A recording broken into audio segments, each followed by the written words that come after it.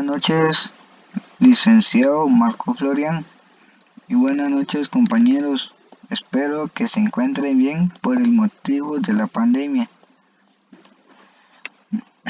Y yo les vengo a hablar sobre el tema de los elementos de la jurisdicción y de la división de la jurisdicción. Empezamos con el primer tema, que se habla de los elementos de la jurisdicción.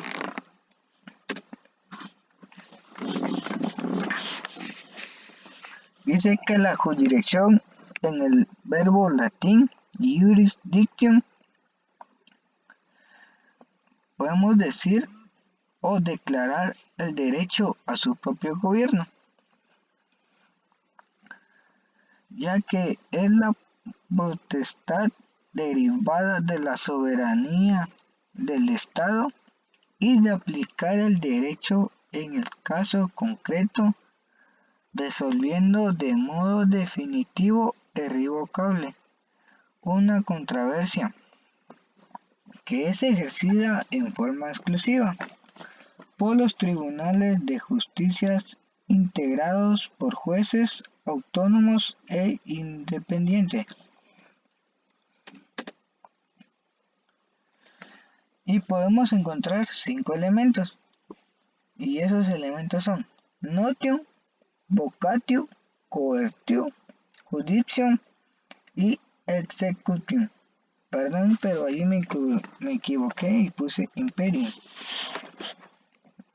Y ahorita conoceremos en la otra diapositiva qué significan los elementos. Pues empezamos con un cuadro, ya que dice los elementos de la jurisdicción. Ese es el tema principal. Y investigué y agregué lo más importante, que dice que tradicionalmente se ha atribuido la jurisdicción 5 elementos, o podemos ver, o 5 componentes. Entre ellos, Hugo Alsina, a saber sobre ello, se llama notio, vocatio, coertio, jurisdicción y executio. Empezamos con notio.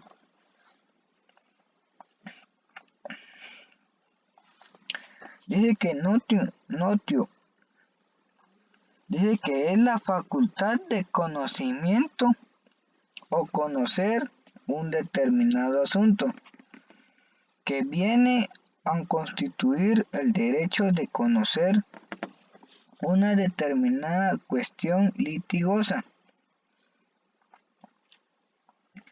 que se le presenta o que se le imponga o someta a conocimiento del juez.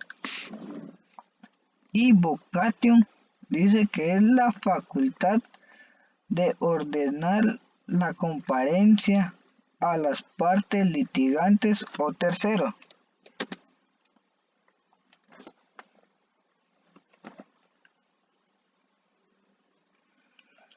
Y coertio, lo más importante que yo, para mi parecer, pero dice que es la facultad de emplear medios coercitivos, poderes de los medios necesarios para hacer que se cumplan sus mandatos.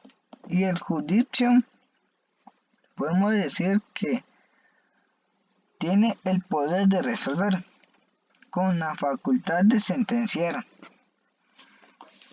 Dice que es más que una facultad, es un deber que tiene el órgano jurisdiccional de dictar resoluciones finales que concluyan el proceso.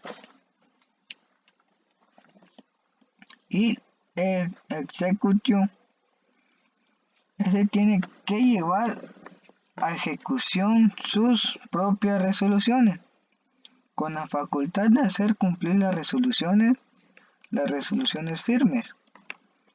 Esas resoluciones firmes dice que consiste en hacer cumplir lo sentenciado o fallado, o sea, hacer efectivo la ejecución de las resoluciones judiciales.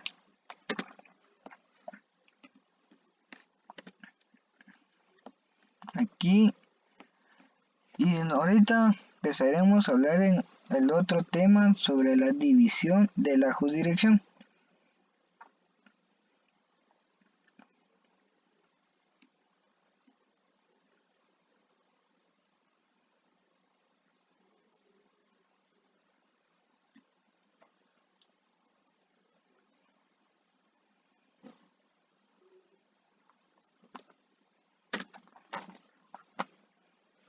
Podemos ver que la división de la jurisdicción dice que por su origen de la jurisdicción se ha dividido en eclesiástica y temporal. Podemos ver que la eclesiástica es aplicable únicamente a cuestiones relacionadas con el culto o ministro de la iglesia.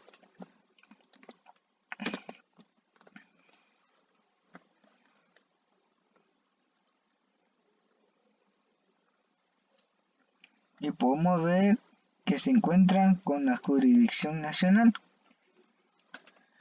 ya que se dice que la jurisdicción temporal, llamada también secular, se refiere a la desempeñada por los órganos estatales instituidos precisamente para ese fin, la cual a su vez admite una triple división: judicial, administrativa y militar.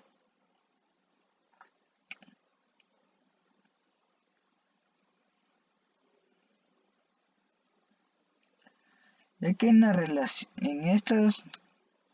esta relación a las clases de jurisdicción, la autora citada expone que la aplicación de la jurisdicción se comprende en acumulativa, es decir, que la acumulativa es aquella facultad al juez de conocer a prevención de hechos que, no siendo de su competencia y por circunstancias de urgencia y necesidad, ya que debe hacer, pero debe dar noticia y traslado a quien sí tiene la competencia para conocerlo. Y también podemos ver la contenciosa. Dice, es toda aquella que se da cuando existe controversia de conflicto de intereses entre partes y para esa misma causa se presenta al tribunal para resolverlas cuando tienen relevancias jurídicas. Voluntaria es aquella en la que no existe controversia o conflicto de intereses entre partes, ya que acuden voluntariamente al tribunal a resolver una pretensión. Y la delegada es toda aquella que sucede cuando el juez, por encargo de otro de igual o distinta jerarquía y categoría, realizada determinada diligencia o actuación procesal en vista que el juez originario está imposibilitado de llevarlas a cabo. Y las ordinaria es toda aquella que tiene definida la actividad que debe desarrollar el juez en los diversos ramos del derecho, tales como el civil, penal, laboral y etc.